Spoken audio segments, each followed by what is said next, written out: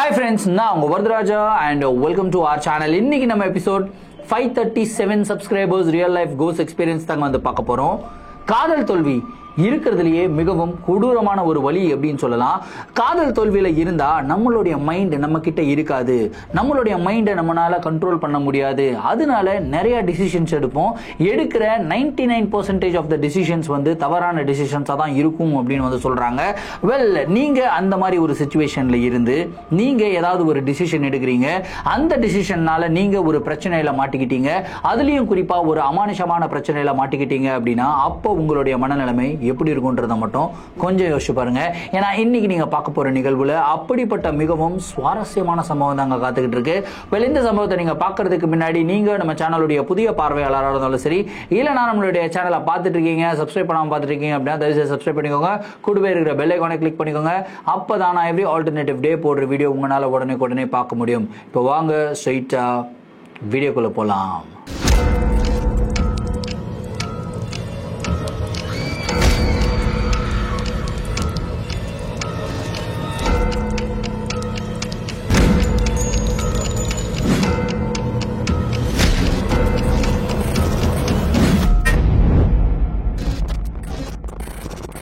இந்த ஒரு நிகழ்வை நம்மளுக்கு அலெக்ஸ் அப்படின்ற ஒரு சப்ஸ்கிரைபர் வந்து மெயில் பண்ணி விட்டுருக்காருங்க. இந்த ஒரு அமானுஷமான நிகழ்வு அவருக்கு 4 வருடங்களுக்கு முன்னாடி நடந்ததாகவும், இந்த ஒரு நிகழ்வுடைய தாக்கத்திலிருந்து இதுவரைக்கும் அவர் வெளியே வரல அப்படின்னு வந்து சொல்லியிருக்காரு. சரி, கதையுடைய ஸ்டார்ட்ல இருந்தே வர ஆரம்பிப்போமே. அலெக்ஸ் வந்து பாத்தீங்கன்னா திருச்செந்தூரை சேர்ந்த ஒரு நபர் தாங்க. அங்கதான் அவர் வந்து பள்ளி படிப்பு முடிக்கிறாரு. அதுக்கப்புறம் வந்து கல்லூரி படிப்பு வந்து சென்னையில படிக்கிறாரு. படிச்சு முடிச்சதுக்கு அப்புறம் அவரு சென்னையில இருக்கிற ஒரு ஐடி கம்பெனில தான் வந்து ஒர்க் பண்ணிட்டு இருக்காரு. அந்த கம்பெனில இந்த ஆஃப் சைட் அப்படின்ற ஒரு விஷயமும் இருக்குங்க. சோ அவங்க வந்து அப்ராட்ல போய் வேலை செய்வாங்க இல்லையா, அந்த மாதிரி இவருக்கு வந்து பாத்தீங்கன்னா யூஎஸ் போறதுக்கு உண்டான ஒரு சான்ஸ் கிடைக்குது. சோ அலெக்ஸ் வந்து அவங்களுடைய ஃபேமிலி கிட்ட பேசுறாரு. இந்த மாதிரி இந்தியால நான் எவ்வளவு சம்பளம் வாங்குறனோ இதே வேலையை தான் நான் யூஎஸ்ல போய் பண்ண போறேன், ஆனா வாங்குற சம்பளம் 4 மடங்கு அப்படின்றாரு. சோ இனிஷியலா அவங்க அப்பா அம்மா வந்து ரொம்ப ஃபீல் பண்றாங்க. ஒரே பையன், நீ வந்து அங்க போனா எப்படிடா, அதெல்லாம் போவாதடா, இங்கே இருடா அப்படின்லாம் சொல்றாங்க. ஆனா இவர் என்ன சொல்றாருன்னா, நம்மளுடைய ஃபேமிலி வந்து செட்டில் பண்ணணும் அப்படின்னா நான் 1 வருஷம் அங்க போயிட்டு கஷ்டப்பட்டு ஒர்க் பண்ணனாவே போதும், நம்மளுடைய ஃபேமிலி வந்து பக்கா செட்டில் ஆயிடும், அதுக்கப்புறம் நான் திரும்பியும் இந்தியாவுக்கே வந்துடுறேன் அப்படின்னு வந்து சொல்றாரு. ஓகே அப்படின்னு சொல்லிட்டு அவங்க அப்பா அம்மாவும் இதுக்கு வந்து சம்மதிக்கிறாங்க. ஸோ அலெக்ஸுமே வந்து பாத்தீங்கன்னா மனதுல பல கனவுகளோட அவர் வந்து கிளம்பி யூஎஸ்க்கு வந்து போறாருங்க. ஸோ யூஎஸ்க்கு போகும்போது இவர் வந்து சிங்கிள் தான், ரிட்டர்ன் ஆகுறதும் சிங்கிளா தான் ரிட்டர்ன் ஆவாரு அப்படின்னு சொல்லி நினைச்ச அலெக்ஸுக்கு அங்க ஒரு மிகப்பெரிய சர்ப்ரைஸே காத்துக்கிட்டு இருந்ததுங்க. ஸோ அந்த இடத்துல இவர் டீம்லயே வந்து பாத்தீங்கன்னா கிட்டத்தட்ட 5-6 பெண்கள் வந்து இருக்காங்க. அதுல லூசி அப்படின்ற ஒரு பெண் வந்து பாத்தீங்கன்னா இவருக்கு வந்து ரொம்ப பிடிச்சு போடுது. பார்த்த உடனே இவர் வந்து பாத்தீங்கன்னா அட்ராக்ட் ஆயிடுறாரு. என்னதான் இருந்தாலும் அட்ராக்ட் ஆனாலும் அந்த இடத்துல இவர் வந்து சீனியர், இவர் தான் வந்து மேனேஜர். இவருக்கு கீழே ஒர்க் பண்ற ஸ்டாஃப் கிட்ட நம்ம வந்து போயிட்டு லவ் எல்லாம் ப்ரப்போஸ் பண்ணக்கூடாதுன்னு சொல்லுவாங்க இல்லையா. சோ அதனால இவர் வந்து பாத்தீங்கன்னா கொஞ்சம் தள்ளியே இருக்காருங்க. ஆனா லூசியுமே வந்து பாத்தீங்கன்னா இவர்கிட்ட பயங்கர இன்ட்ரெஸ்ட் காட்டுறாங்க. அலெக்ஸ் பண்ற சின்ன சின்ன விஷயங்களை அவங்க ரொம்ப ரசிக்க ஆரம்பிக்கிறாங்க. சோ இப்படி கிட்டத்தட்ட ஒரு 6 மாசம் போகுதுங்க. 6 மாசம் கழிச்சு பிப்ரவரி 14 வருது. பிப்ரவரி 14 என்னன்னு உங்களுக்கு தெரியும், வேலண்டைன்ஸ் டே வருது. இந்த வேலண்டைன்ஸ் டேக்காக அலெக்ஸ் வந்து ரொம்ப ஆவலா வெயிட் பண்ணிக்கிட்டு இருந்தாரு. இவர் என்ன யோசிக்கிறாருன்னா, சரி எஸ் ஆர் நோ அப்படின்னு கேட்டுருவோம், எனக்கு லூசியை பிடிச்சிருக்கு, லூசிக்கு என்ன பிடிச்சிருக்கா அப்படின்றத வந்து கேட்டுருவோம் அப்படின்னு சொல்லிட்டு இவர் என்ன பண்றாருன்னா லூசியை மீட் பண்றதுக்காக போறாருங்க. அவங்க வீட்டுக்குள்ள என்டர் ஆகுறாரு. என்டர் ஆன உடனே எல்லாருமே வந்து பயங்கரமா கத்திக்கிட்டு அலெக்ஸை நோக்கி ஓடி வராங்க. அதாவது பயங்கர செலிப்ரேஷன் மோட்ல சர்ப்ரைஸ் அப்படின்ற மாதிரி எல்லாம் ஓடி வராங்க. என்னடா இது, நம்ம வந்து சர்ப்ரைஸ் கொடுக்கலாம்னா நம்மளுக்கே சர்ப்ரைஸ் கொடுக்குறாங்களே அப்படின்னு சொல்லிட்டு உள்ள போய் பார்த்தா லூசி வந்து பாத்தீங்கன்னா இந்த மாதிரி நான் உங்களை லவ் பண்றேன் அப்படின்னு சொல்லி ரிவீல் பண்ணிருக்காங்க. அதுவே வந்து ஒரு மிகப்பெரிய ஒரு பார்ட்டி மாதிரி வச்சு அரேஞ்ச் பண்ணிருக்காங்க. இது வந்து அவருக்கு ஒரு மிகப்பெரிய சர்ப்ரைஸ். வாழ்க்கையிலேயே ரொம்பவும் சந்தோஷமா இருந்த ஒரு நாள் அப்படின்னா அது அந்த நாள் தான் அப்படின்னு சொல்றாரு. பிப்ரவரி 14 நைட்டு 12 மணிக்குங்க. ஸோ லூசியும் அலெக்ஸுமே வந்து ஒன்று சேர்றாங்க. ரொம்ப ஹாப்பியா அவங்களுடைய காதல் வாழ்க்கையை வந்து ஆரம்பிக்கிறாங்க அப்படின்னு சொல்லலாம். ரொம்பவும் ஜாலியா இருக்காங்க. அடுத்த 6 மாதங்களுக்கு எந்த விதமான ஒரு பிரச்சனையும் இல்லை, ரொம்ப நல்லா போயிட்டு இருக்கு. இயர் 2019 இது. ஸோ ரொம்ப நல்லா போயிட்டு இருக்கு. அப்படியே 2019ஓட செகண்ட் ஹாஃப்ல வந்து பாத்தீங்கன்னா ஒரு சில பிரச்சனைகள் வந்து வர ஆரம்பிக்குது. குறிப்பா ஐடி ஊழியர்களுக்கு நிறைய பிரச்சனை வர ஆரம்பிக்குது. ஏன்னா அந்த டைம்ல தான் வந்து இந்த கோவிட் வந்து ரைஸ் ஆயிட்டு இருந்தது இல்லையா. ஸோ உலகம் முழுவதும் ஒரு டென்ஷன், என்ன ஆகும் அப்படின்ற மாதிரி ஒரு டென்ஷன் இருந்தது. இதே டென்ஷன் அந்த ஐடி செக்டார்லயும் இருந்தது அப்படின்னு சொல்றாங்க. ஸோ ரெண்டு பேருக்கும் ஒரு சில வாக்குவாதங்கள் வந்து ஏற்படுது. இவர் கூடயே வந்து லூசி ஒர்க் பண்ணிட்டு இருந்தாங்க. இவர் வந்து மேனேஜர், அவங்க வந்து இவருக்கு கீழே ஒர்க் பண்ற ஸ்டாஃப். ஸோ இவர்கிட்டயே கம்பெனி ஒரு வேலையை என்ன தெரியுமா கொடுக்குறாங்க, இந்த மாதிரி ஒரு சில எம்ப்ளாயீஸை வந்து நாங்கள் லே ஆஃப் பண்றோம், அதாவது வேலையை விட்டு தூக்குறோம் அப்படின்னு சொல்லிட்டு ஒரு லிஸ்ட்டை கொடுக்குறாங்க. அந்த வேலையை விட்டு தூக்குறோம், நீங்க வேலையை விட்டு போங்க அப்படின்னு சொல்றதுக்கு உண்டான பொறுப்பை யார்கிட்ட கொடுக்குறாங்கன்னா அலெக்ஸ் கிட்ட தான் கொடுக்குறாங்க. ஏன்னா ஆஃப்கோர்ஸ் அவர் தானே மேனேஜர் கேட்டகரியில் இருக்காரு. ஸோ அந்த லிஸ்ட்டை எடுத்து ஃபர்ஸ்ட் பார்க்குறாருங்க. பார்த்த உடனே ஃபர்ஸ்ட் நேமே வந்து பார்த்தீங்கன்னா லூசின்னு இருக்குங்க. இவருக்கு செம்ம ஷாக்கு, என்னடா இது, நம்ம லவ் பண்ற பொண்ணு நம்ம கீழே ஒர்க் பண்ணுது, நானே போயிட்டு இதுக்கப்புறம் நீ இந்த கம்பெனியில் வேலை பண்ண முடியாது, வேலையை விட்டு போ அப்படின்னு சொல்ற மாதிரி இருக்கே அப்படின்னு சொல்லிட்டு இவர் ரொம்ப பயத்தோட தான் லூசியை போய் மீட் பண்ணியிருக்காரு. லூசி கிட்ட வந்து இந்த மாதிரி நீ வந்து வேலையை விட்டு போகணும் அப்படின்னு சொல்லி கம்பெனியில் டிசைட் பண்ணியிருக்காங்க அப்படின்னு வந்து சொல்றாரு. இந்த ஒரு வார்த்தையை கேட்ட உடனே லூசி வந்து பார்த்தீங்கன்னா பயங்கரமா ஹர்ட் ஆயிடுறாங்க. ஏன்னா யார்கிட்ட இருந்தும் இந்த வார்த்தையை கேட்கறதுக்கு அவங்க ஓகே, ஆனால் அலெக்ஸ் கிட்ட இருந்து இந்த வார்த்தையை கேட்கறதுக்கு அவங்களுக்கு ஓகே இல்லைங்க. ரொம்பவும் ஹர்ட் ஆகிட்டு என்ன பண்றாங்கன்னா அழுதுகிட்டே அவங்க வந்து பார்த்தீங்கன்னா கிளம்பி போயிடுறாங்க. அதுக்கப்புறம் இவர் வந்து கால் பண்ணியிருக்காரு, லூசிக்கு கால் பண்ணி பேச முயற்சி பண்ணியிருக்காரு. லூசி வந்து காலை பிக்கப் பண்ணவே இல்லை. அவங்களுடைய வீட்டுக்கு போயிருக்காரு. வீட்டுக்கு போனாலும் அவங்க அவைலபிள் இல்லை, எங்கேயோ வெளியே போயிருக்காங்க அப்படின்னு சொல்லி அவங்க அப்பா அம்மா சொல்லி இவரை வந்து அனுப்பி விட்டுறாங்க. என்ன பண்றதுன்னே தெரியாம இவர் வந்து பாத்தீங்கன்னா ஒரு மாதிரி பித்து பிடிச்ச நிலைமையில தான் இருக்காரு. தி எண்ட் ஆஃப் 2019 டிசம்பர், அதாவது இந்த இன்சிடென்ட் நடக்கிறது செப்டம்பர்ல நடக்குது. செப்டம்பர்ல இருந்து டிசம்பர் வரைக்கும் இதே மாதிரி இருக்குங்க. லூசி கிட்ட எந்த ஒரு டச்சுமே இல்லை. இவருமே என்னென்னமோ முறையில் அவங்கள வந்து கான்டாக்ட் பண்ண ட்ரை பண்ணியிருக்காரு. அவங்களுடைய இன்ஸ்டால மெசேஜ் அனுப்புறாரு, அவங்களுடைய ஃபேஸ்புக்கில் மெசேஜ் அனுப்புறாரு. அதுக்கப்புறம் அவங்களுடைய ஃபோனுக்கு வந்து பார்த்தீங்கன்னா நிறைய வாய்ஸ் டோன்ஸ் அனுப்பிச்சிருக்காரு, மெசேஜஸ் அனுப்பிச்சிருக்காரு. எதுக்குமே லூசி ரிப்ளை பண்ணவே இல்லை. ஸோ லூசியோடைய தோழிகள் எல்லாம் இருப்பாங்க இல்லையா, அவங்க கிட்ட எல்லாமே வந்து பேசுறாரு. இந்த மாதிரி நான் லூசியை பார்க்கணும், இது வந்து என்னுடைய டிசிஷன் இல்லை, கம்பெனியில் எடுத்த டிசிஷன், இதுக்கு நான் எப்படி பொறுப்பாவேன், லூசி என் மேலே கோவப்படுறாங்க அப்படின்னு எல்லாமே வந்து போய் சமாதானப்படுத்துறதுக்கு முயற்சி பண்ணியிருக்காரு. ஆனால் என்ன முயற்சி பண்ணாலும் அந்த முயற்சி வீண் அப்படின்னு தான் வந்து சொல்லணும். அவங்க வந்து கன்வின்ஸே ஆகலை. ஸோ இப்படியே போயிடுச்சுப்பா. ஸோ டிசம்பர் எண்டு வரைக்கும் வருது. அப்புறம் வந்து நியூ இயர் வருது, 2020 நியூ இயர். எல்லாருமே பயங்கரமா செலிப்ரேட் பண்ணிக்கிட்டு இருக்கும்போது இவர் மட்டும் வீட்டில் தனியா உட்காந்துக்கிட்டு இருக்காருங்க. ரொம்ப ஃபீலிங்கா இருந்துட்டு இவர் என்ன பண்றாருன்னா வீட்டில் டிவி பார்த்துட்டே இருக்காரு. ஸோ அந்த நியூ இயர் செலிப்ரேஷன்ஸ் எல்லாமே வந்து டிவியில டெலிகாஸ்ட் பண்ணுவாங்க இல்லையா, அந்த மாதிரி டெலிகாஸ்ட் பண்ணிக்கிட்டு இருக்கும்போது ஒரு காட்சியை பார்க்குறாருங்க. அதாவது ஒரு இடத்துல பார்ட்டி நடந்துகிட்டு இருக்கு, எல்லாருமே ஹாப்பி நியூ இயர் அப்படின்னு சொல்லிட்டு பயங்கரமா செலிப்ரேட் பண்ணிட்டு இருக்காங்க. அந்த மாதிரி ஒரு தருவாயில இவர் கனவுல கூட நினைச்சு பார்த்துருக்க மாட்டாரு இந்த மாதிரி ஒரு காட்சியை பார்ப்போம் அப்படின்னு சொல்லிட்டு. அந்த இடத்துல அந்த பார்ட்டி பண்ணிக்கிட்டு இருக்கிற இடத்துல லூசி இன்னொரு பையன் கூட இருக்காங்க. ரெண்டு பேருமே வந்து பார்த்தீங்கன்னா ஹாப்பி நியூ இயர் அப்படின்னு விஷ் பண்ணிட்டு கிஸ் பண்ணிக்கிறாங்க. ஸோ இந்த ஒரு விஷயத்தை பார்த்த உடனே அலெக்ஸ் வந்து பார்த்தீங்கன்னா மனசு உடைஞ்சு போயிடுறாருங்க. என்னடா இது, ஏதாவது ஒரு ரீசன், ஒரு வேலிடான ரீசன் இருந்தாங்க கூட ஓகே, இது வந்து கம்பெனி எடுத்த டிசிஷனுக்கு வந்து என்னை விட்டுட்டு போனாங்க. ஆனால் அவங்க இன்னொரு பையன் கூட ரிலேஷன்ஷிப்ல இருக்காங்கன்றதே நான் டிவியை பார்த்து தான் நான் தெரிஞ்சுக்கிறேன் அப்படின்னு சொல்லிட்டு ரொம்ப மனசு உடைஞ்சு போயிடுறாரு. ஃபாஸ்டா வண்டி எடுக்கிறாரு, அதை கார் எடுக்கிறாரு. கார் எடுத்து நேரம் அந்த பார்ட்டி நடக்கிற இடத்துக்கு வந்து போறாருங்க. அங்க போனா லூசி வந்து பாத்தீங்கன்னா அந்த பையன் கூட, அதாவது புது பாய் ஃப்ரெண்ட் கூட தான் இருக்காங்க. லூசி கிட்ட போய் பேசுறாரு, ஏன் இந்த மாதிரி பண்ணிட்ட அப்படி இப்படின்லாம் பேசுறாரு. ஏன்னா அவங்க வந்து ரொம்பவும் ஒரு ஃபார்வர்டான ஒரு பர்சன் இல்லையா. ஸோ அவங்க என்ன சொல்றாங்கன்னா, எனக்கு உன்னை பிடிக்கல, நான் உன்னை விட்டுட்டேன், அவ்வளவுதான், இதுல என்ன பெரிய விஷயம் இருக்கு, ஏன் ஒரு பெரிய டீலா எடுத்துக்கிற, வேற யாராவது ஒரு பொண்ணை வந்து நீ லவ் பண்ணலாமே, நீ கிளம்பி போ, என்னோட லைஃப்ல உண்மையில உனக்கு எந்த இடமும் இல்லை அப்படின்னு வந்து ரொம்பவும் கட் பண்ணி விடுற மாதிரி வந்து பேசிடுறாங்க. இது அவரை ரொம்பவும் காயப்படுத்திடுது அப்படின்னு சொல்லலாம். மனசு நிறைய வலியோட அலெக்ஸ் வந்து பார்த்தீங்கன்னா அவருடைய வீட்டுக்கு திரும்பி வராருங்க. ஸோ அலெக்ஸ் வந்து பார்த்தீங்கன்னா ஒரு செல்ல பிராணி வச்சிருந்தாரு, ஒரு செல்லதாக ஒரு நாய் வந்து வளர்த்துட்டு இருந்தாரு. ஸோ அவருடைய சோகம் எல்லாமே அந்த ஒரு அவருடைய செல்ல பிராணி கிட்ட சொல்லி அழுகவும் செய்கிறாருங்க. அலெக்ஸுக்கு இன்னொரு ஒரு விஷயமும் இருந்தது, அதாவது ஒரு ஃபீலிங் என்னன்னா, நம்ம எங்கேயாவது கண்காணாத இடத்துக்கு வந்து போயிடணும், யாருமே இல்லாத அளவுக்கு ஒரு ரிமோட் பிளேஸுக்கு போகணும், அந்த ரிமோட் பிளேஸில் நம்ம ஒரு 2-3 நாள் தங்கிடணும், இந்த உலகத்திலிருந்து டோட்டலாக டிட்டாச் ஆகிட்டு அங்கே பக்கம் போயிடணும் அப்படின்னு சொல்லிட்டு தான் நினைச்சுக்கிட்டு இருந்தாரு.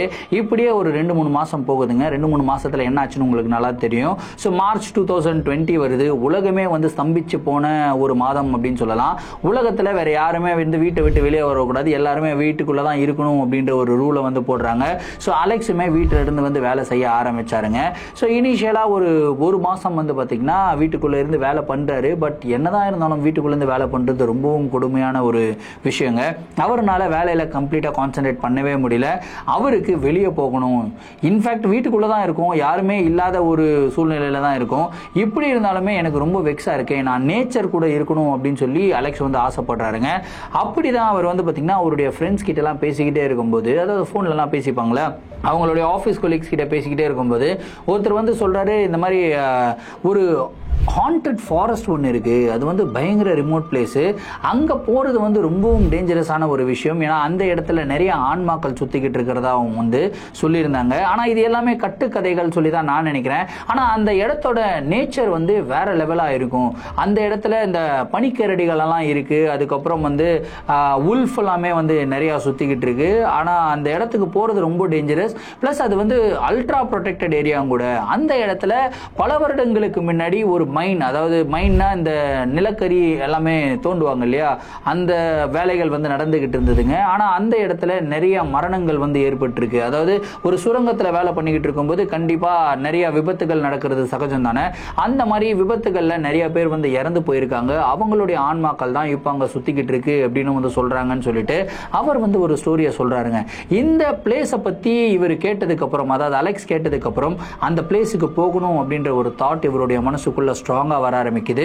மேலும் அந்த பிளேஸை பத்தின டீடைல்ஸ் வந்து கேட்கிறாரு. அவருடைய ஃப்ரெண்டுமே எல்லா டீடைல்ஸுமே கொடுக்குறாருங்க. ஏன்னா அவருக்கு தெரியும் இந்த மாதிரி ஆல்ரெடி லாக்டவுன் போட்டிருக்காங்க, இந்த மாதிரி டைம்ல நம்ம வெளியே போகவே முடியாது, எப்படி ஒரு பர்சன் அந்த ரிமோட் பிளேஸுக்கு போக முடியும் அப்படின்னு சொல்லிட்டு அவர் வந்து எல்லா டீடைல்ஸுமே கொடுக்குறாரு. ஸோ அலெக்ஸ் வந்து ஒரு பிளானை போடுறாருங்க. என்ன பிளான் போடுறாருன்னா, அவர் வந்து ஒரு கேம்பர் வேன் மாதிரி வச்சிருந்தாரு. இந்த கேம்பர் வேன் அப்படின்னா உங்களுக்கு எல்லாரும் தெரிஞ்சிருக்கும், இந்த டிராவலர்ஸ் எல்லாமே வந்து பார்த்தீங்கன்னா அவங்களுடைய வீடே வேனில் வந்து செட் பண்ணி வச்சிருப்பாங்க. அந்த மாதிரி ஒரு கேம்பர் வேன் வந்து வச்சிருந்தாரு. அந்த கேம்பர் வேன்ல இவருடைய நாயை தூக்கி போட்டுக்கிறாரு, உள்ள போட்டுட்டு இவருமே அந்த கேம்பர் வேன்ல கிளம்பிடுறாருங்க. திருட்டுத்தனமா தான் வந்து கிளம்புறாரு. அபிஷியல்ஸ் எல்லாமே ஏமாத்திட்டு அமெரிக்கால போறதே வந்து ரொம்ப கஷ்டமான விஷயம்.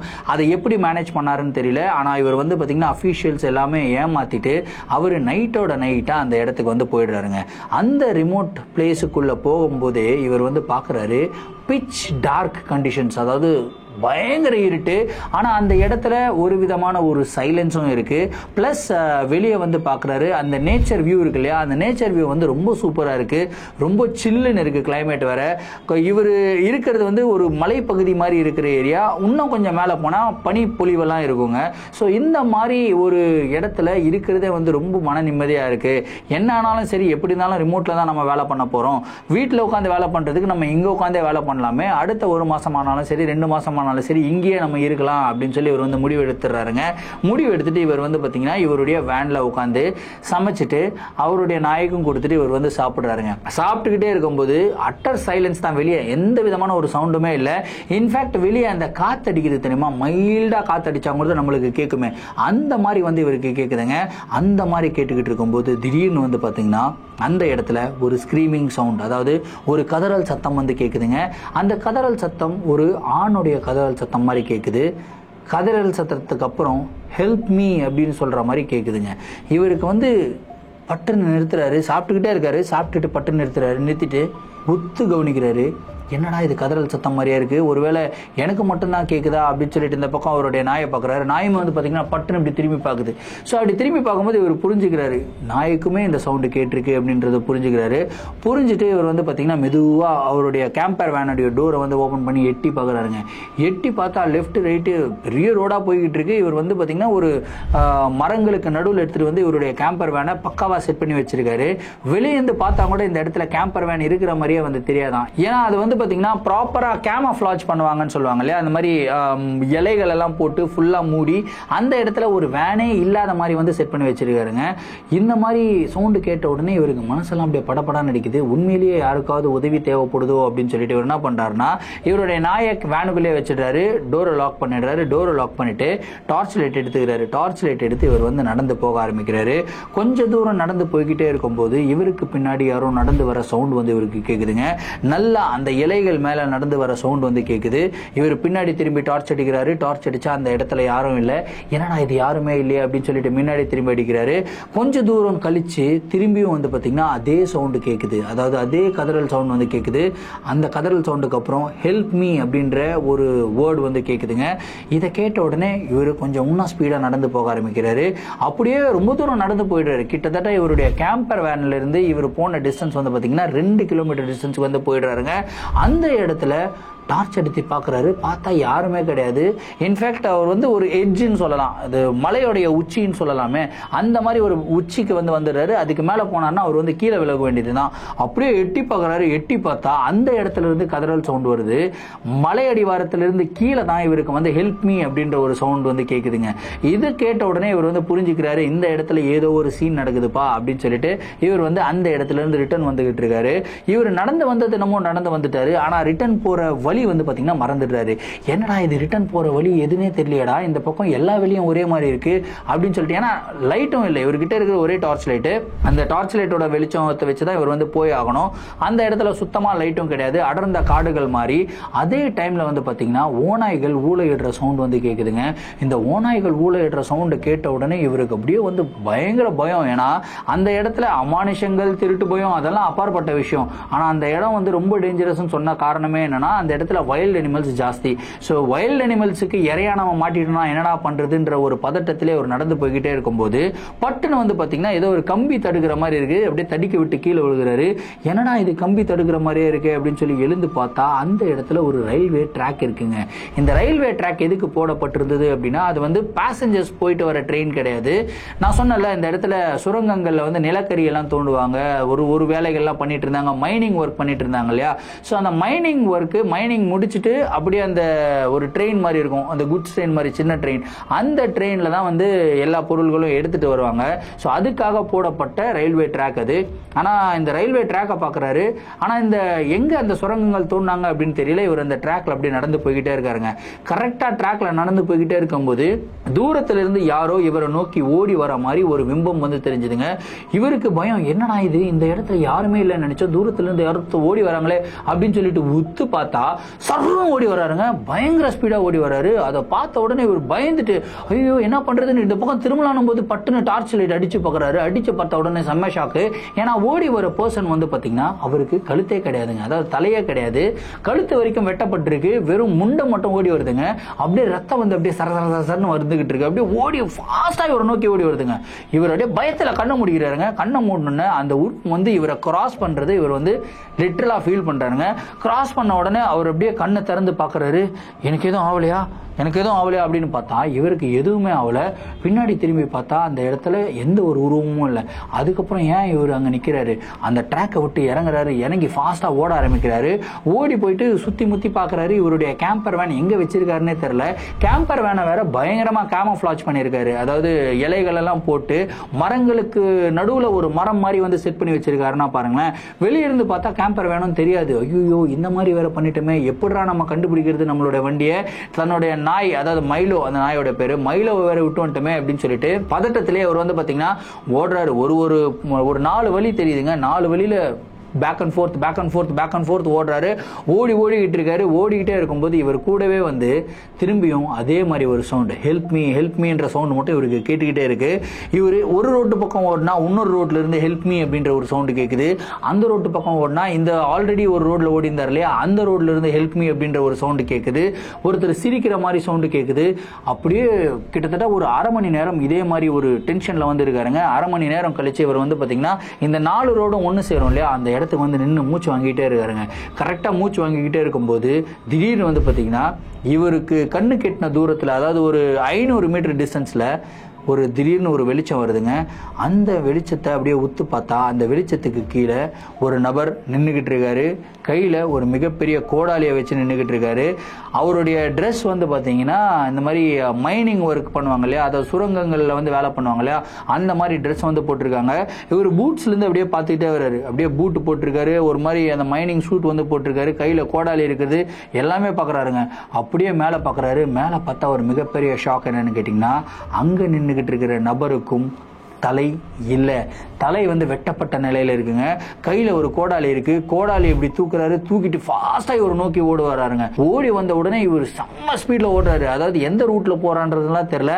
அடிச்சு பிடிச்சு செம்ம ஸ்பீடா ஓடுறாரு. ஓடி போய் ஃபாஸ்டா ஒரு இடத்துல டம்முன்னு போய் முட்டுறாருங்க. எங்க போய் முட்டிருக்காருன்னு கேட்டீங்கன்னா, இவருடைய வேனை வந்து கேமோஃபிளாஜ் பண்ணி வச்சிருந்தார் இல்லையா, இவருடைய வேன்ல தான் போயிட்டு டம்முன்னு அடிக்கிறாரு. டம்முன்னு அடிச்சு கீழே வந்து விழுகிறாரு. பார்த்த உடனே அப்பா என்னோட வேனு மைலோ இருக்கு. இவர் போய் இடிச்ச உடனே மைலோவும் வந்து பாத்தீங்கன்னா உள்ள இருந்து வேனுக்குள்ள இருக்குல்ல, வேனுக்குள்ள இருந்து கொலைக்க ஆரம்பிக்குது. கொலைக்க ஆரம்பிச்சுன்னா இது நம்மளுடைய வேன் தான் அப்படின்னு சொல்லி தெரிஞ்சிருச்சுங்க. தெரிஞ்சுட்டு குடுகுடுன்னு ஓடுறாரு. வேனோட டோரை ஓப்பன் பண்ணிட்டு இவர் வந்து உள்ள போயிட்டு உட்காந்துக்கிறாருங்க. உட்காந்து அப்படியே மூச்சு வாங்கிட்டே இருக்காரு. பெருமூச்சு வாங்கிட்டே இருக்காரு. இவருடைய செல்ல பிராணி மைலோ இருக்குல்ல, மைலோ வந்து இவருடைய முகத்தையே அப்படியே பார்த்துக்கிட்டே இருக்கு. அப்படியே மூச்சு வாங்கிக்கிட்டே அப்படியே ஒரு 15 நிமிஷம் ஆகுதுங்க. 15 நிமிஷம் அப்படியே காம் டவுன் ஆகுது. காம் டவுன் ஆகிட்டு அப்பாடா எல்லாம் முடிஞ்சிருச்சு போல இருக்குடா, இதுக்கப்புறம் எந்த பிரச்சனையும் இல்லடா அப்படின்னு சொல்லி நினைச்சுக்கிட்டே இருக்கும்போது திடீர்னு வந்து பாத்தீங்கன்னா இவருடைய வேன்ல இவர் வந்து மோதினார் இல்லையா டமால்னு, அதே மாதிரி யாரோ வந்து டம்முன்னு மோதின மாதிரி ஒரு சவுண்ட் வந்து கேக்குதுங்க. டம்முன்னு மோதின ஒரு சவுண்டை கேட்ட உடனே இவருக்கு பயங்கர பயம். மைலோ வேற குலைச்சிக்கிட்டே இருக்கு. கண்டினியூஸா குலைச்சிக்கிட்டே இருக்கு. ஏ மைலோ சைலண்டாரு மைலோ சைலண்டாரு மைலோ அப்படின்னு சொல்லிட்டு இவர் வந்து பாத்தீங்கன்னா எப்படியோ வந்து அதை சமாதானப்படுத்தணும் அப்படின்னு முயற்சி பண்றாரு. ஆனா மைலோ சைலண்டாவே இருக்க மாட்டேங்குது, குலைச்சிக்கிட்டே இருக்கு. ஐயோ இவன் வேற குலைக்கிறானே, ஏதாவது ஆன்மாவுக்கு கூட்டு வாண்டறோம், என்ன பண்றது, ரொம்ப பயமா இருக்கே அப்படின்னு சொல்லிட்டு இவர் பயத்துல அழுதுகிட்டே இருக்கும்போது திடீர்னு வேனுக்கு வெளியே யாரோ நடந்துகிட்டே இருக்கிற மாதிரி சவுண்ட் வந்து கேக்குதுங்க. அந்த சவுண்ட் வந்து பாத்தீங்கன்னா வேனை சுத்தி யாரோ நடக்கிறாங்க அப்படின்ற ஒரு சவுண்ட் வந்து கேக்குது. அதுக்கப்புறம் கையில ஏதோ ஒரு பொருளை வச்சிருக்காங்க. கையில இருக்கிற பொருளை வந்து வேன்ல டமால் டமால் டமால் டமால் அடிச்சுக்கிட்டே சுத்தனா எப்படி சவுண்டு கேட்குமோ அந்த மாதிரி சவுண்ட் வந்து கேக்குதுங்க. இந்த சவுண்டை கேட்ட உடனே இவருக்கு மனசெல்லாம் அப்படியே பதறுது. அப்படியே பயத்தினுடைய உச்சியில இருக்கும்போது இன்னொரு விஷயம் நடக்குது. திடீர்னு அவருடைய டயர் பர்ஸ்ட் ஆகிற ஒரு சவுண்ட் வந்து கேக்குது. அதாவது டயரை வந்து யாரோ வெட்டி டயர் வந்து டமால்னு வெடிக்கும் இல்லையா, அந்த மாதிரி டயர் வெடிக்கிற சவுண்ட் வந்து கேக்குதுங்க. அந்த டயர் வெடிக்கிற சவுண்டு கேட்ட உடனே வேனுமே, அதாவது டயர் வெடிச்சிருச்சுன்னா ஆட்டோமேட்டிக்கா வேன் அமுங்கும்ல, ஒரு சைடு வந்து அமுங்குது. அப்படியே உள்ள நின்றுகிட்டு இருந்த அலெக்ஸ் வந்து பாத்தீங்கன்னா அங்க வேனுக்குள்ள இருக்கிற பெட்ல டமால்னு விழுகிறாருங்க. பயத்தோட உச்ச கட்டத்தில் இருக்கும்போது அப்படியே கடவுளை வேண்டிக்கிட்டே இருக்கும்போது அடுத்த 5 நிமிஷத்துல ஒரு அட்டர் சைலன்ஸ். எதுவுமே சவுண்டு கிடையாது. எல்லாமே கம்ப்ளீட்டா நார்மலா இருக்கு. அப்பாடா எதுவுமே பிரச்சனை இல்லை போல இருக்குதுடா அப்படின்னு சொல்லிட்டு இவர் வந்து பாத்தீங்கன்னா அடுத்த 15 நிமிஷம் அப்படியே இருக்காரு. எந்த விதமான ஒரு ஆக்டிவிட்டியும் இல்லை.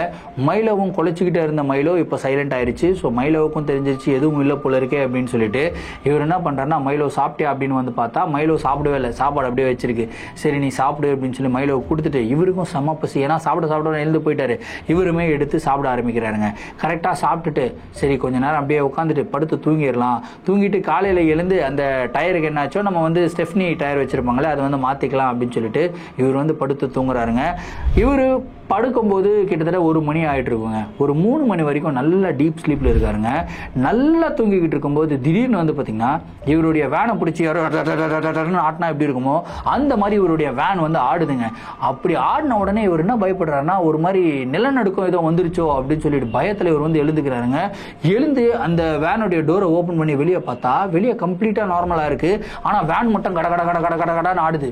அவருக்கு சம பயம். ஆஹா இந்த ஆன்மா தான் ஏதோ ஒரு மேட்டர் பண்ணுதுப்பா அப்படின்னு சொல்லிட்டு இவர் என்ன பண்றாருன்னா வேனோட டோரை லாக் பண்ணிட்டு அப்படியே உள்ளே உட்காந்துக்கிறாரு. என்ன ஆனாலும் சரி என் வேனோட நான் புதஞ்சாலும் சரி நான் வேனுக்குள்ளதான் இருப்பேன், வேனை விட்டு வெளியே வர மாட்டேன் அப்படின்னு சொல்லி உட்காந்துக்கிட்டே இருக்காருங்க. கிட்டத்தட்ட ஒரு 10 நிமிஷம் இதே மாதிரி வந்து போகுது. 10 நிமிஷம் கழிச்சு திரும்பியும் ஒரு அட்டர் சைலன்ஸ். அடுத்த 20 நிமிஷத்துக்கு எந்த விதமான ஒரு ஆக்டிவிட்டியும் இல்லை. கம்ப்ளீட்டா நார்மலா இருக்கு. சரி எதுவுமே நடக்கல, எல்லாமே கம்ப்ளீட்டா நார்மலா இருக்கு அப்படின்னு சொல்லிட்டு இவர் என்ன பண்றாருன்னா வேனோட டோரை ஓபன் பண்ணி வெளியே போய் நிக்கிறாருங்க. யோசிச்சு பாருங்க, இந்த மாதிரி ஒரு சிச்சுவேஷன்ல அவர் வெளியே போய் நிக்கிறது கரெக்டா தப்பான்றது கொஞ்சம் யோசிச்சுக்கோங்க.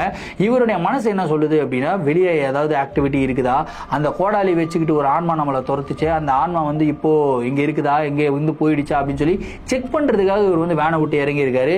வெளியே போய் நின்று அப்படியே வந்து டார்ச் லைட் அடிச்சு பாக்குறாரு. டார்ச் லைட் அடிச்சு பார்த்தா அந்த இடத்துல யாருமே கிடையாது. அதுக்கப்புறம் சரி அப்பாடா எதுவுமே பிரச்சனை இல்லப்பா அப்படின்னு சொல்லிட்டு இவர் என்ன பண்றாருன்னா வேனுக்குள்ள போறாருங்க. வேனுக்குள்ள போனா இன்னொரு மிகப்பெரிய ஷாக் என்ன தெரியுங்களா, இவர் கூட்டிட்டு வந்தார்ல மைலோ வந்து அங்க இல்ல வேன்ல. மைலோ மைலோ எங்க போன அப்படின்றாரு. மைலோவுடைய சவுண்டுமே கேட்கல. நார்மலா மைலோ வந்து குலைக்கும் இல்லையா, அந்த மாதிரி குலைக்கும் இல்லை. ஐயோ என்னடா ஆச்சு, மைலோக்கு என்னடா ஆச்சு அப்படின்னு சொல்லிட்டு பதட்டத்தில் இவர் வந்து பார்த்தீங்கன்னா வேனை சுற்றி மைலோவை தேடுறாரு. வேனுக்கு அடியில் குனிஞ்சு தேடுறாரு. மைலோ எங்கேயுமே இல்லை. ஐயோ என்னடா இது, மைலோக்கு ஏதோ ஆயிட்டா என்ன, என்னுடைய ஒரே கம்பெனியானே என்னுடைய நாய் தான், என்னுடைய நாயும் கூட இப்போ இது மாதிரி ஒரு ஆபத்தில் மாட்டிக்கிச்சுன்னா நான் என்ன பண்றது அப்படின்னு சொல்லி அழுதுகிட்டே இவர் வந்து பார்த்தீங்கன்னா மைலோவை தேட ஆரம்பிக்கிறாரு. மைலோவை கூப்பிட்டுக்கிட்டே கொஞ்சம் தூரம் அப்படியே நடந்து போயிடுறாருங்க.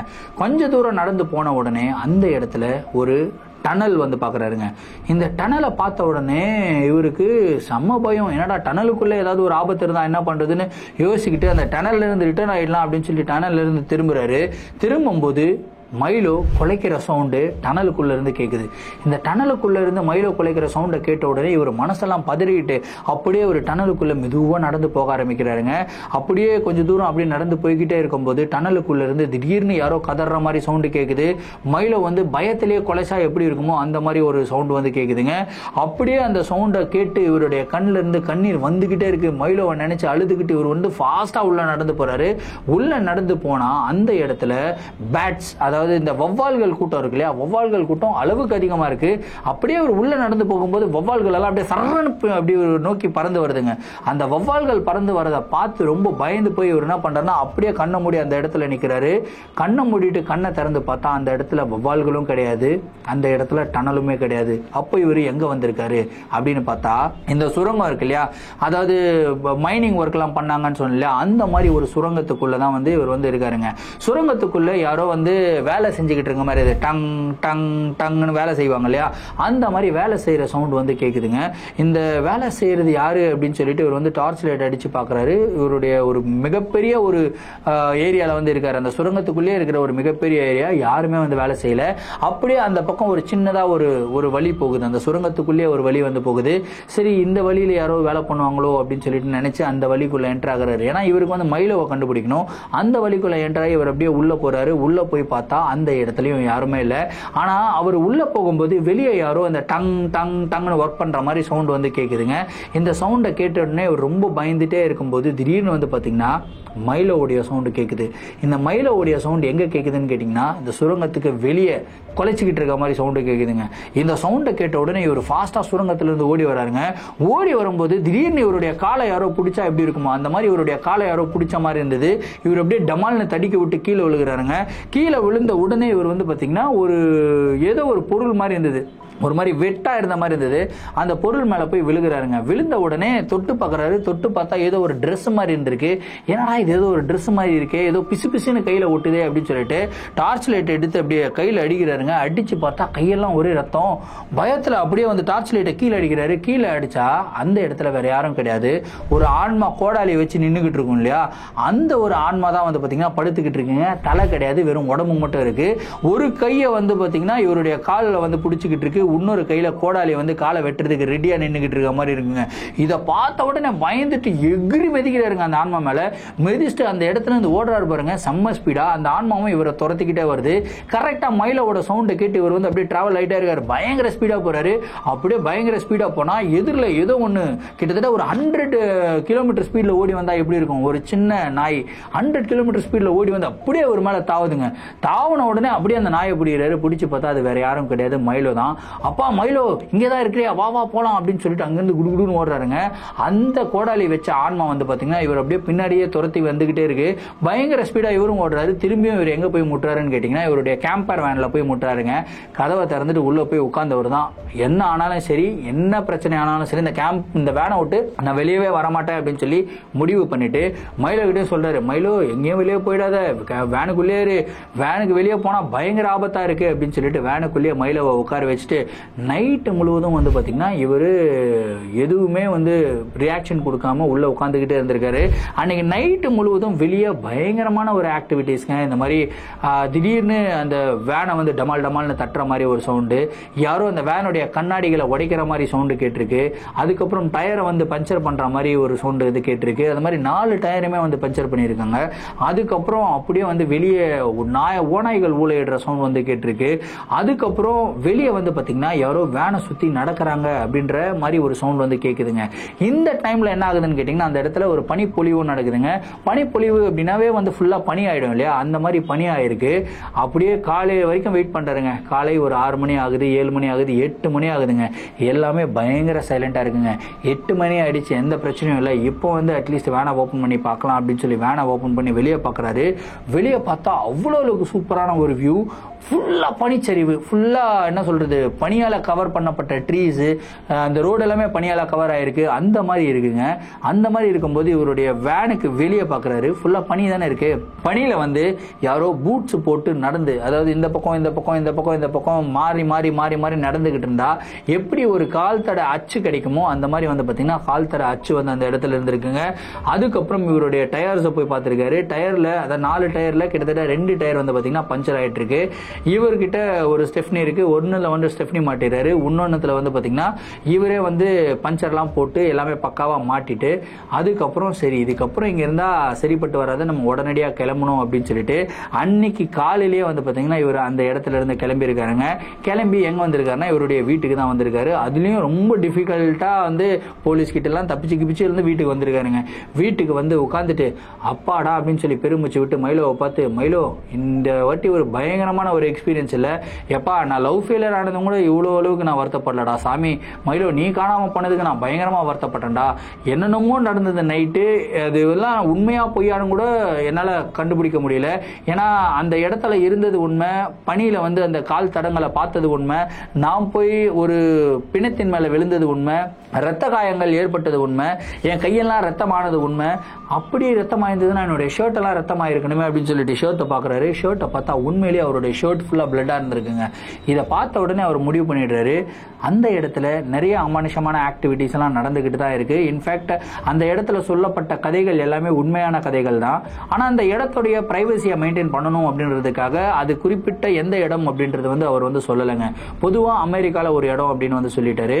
ஸோ இந்த மாதிரி ஒரு இடத்துல போயிட்டு நீங்க மாட்டிக்கிட்டீங்க அப்படின்னா நீங்க எப்படி அந்த விஷயத்தை ஃபேஸ் பண்ணுவீங்க, அந்த அமானுஷத்துக்கிட்ட இருந்து எப்படி தப்பிப்பீங்க அப்படின்ற ஒரு சுவாரஸ்யமான ஒரு கேள்விக்கு நீங்க உங்களுடைய விடையை வந்து சொல்லிடுங்க. ஸோ இந்த வீடியோ பயங்கர அமானுஷங்கள் பயங்கர த்ரில்லிங் கலந்து இருக்கும் அப்படின்றதுல எந்த விதமான ஒரு சந்தேகமும் இல்லை. இந்த வீடியோவை பத்தின உங்களுடைய பொன்னான கருத்துக்களை 300 கமெண்ட்ஸா போட்டு விடுங்க, ரொம்பவும் சந்தோஷப்படுவேன். இதே மாதிரி உங்களுடைய வாழ்க்கையில் ஏதாவது அமானுஷமான நிகழ்வுகள் நடந்திருந்து அந்த நிகழ்வுகளை என்கிட்ட ஷேர் பண்ணணும்னு நினைச்சீங்கன்னா என்னோட இன்ஸ்டாகிராம்ல ஃபாலோ பண்ணிட்டு இன்ஸ்டாகிராம்ல டிஎம் பண்ணுங்க, இல்ல என்னுடைய மெயில் ஐடிக்கு மெயிலா சென்ட் பண்ணி விடுங்க. கண்டிப்பா உங்களுடைய நிகழ்வுகளும் நம்மளுடைய சேனல்ல வீடியோஸா போடப்படும். மீண்டும் அடுத்த வீடியோவில் சந்திக்கும் வரை நான் உங்கள் Varadaraja signing off. Thank you and bye.